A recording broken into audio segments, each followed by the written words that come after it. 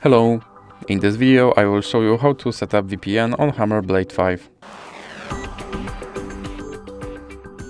So you have to start by opening your Google Play Store, then click on search bar and type in Turbo VPN and click search.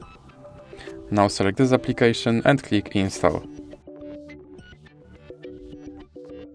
Now click open and here click agree and continue.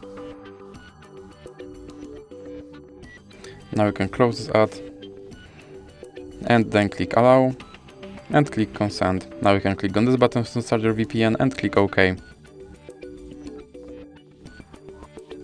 Now you can close this ad, and as you can see, now I'm connected to VPN in Canada. So that's it for this video. If you liked it, please remember to leave a like and subscribe.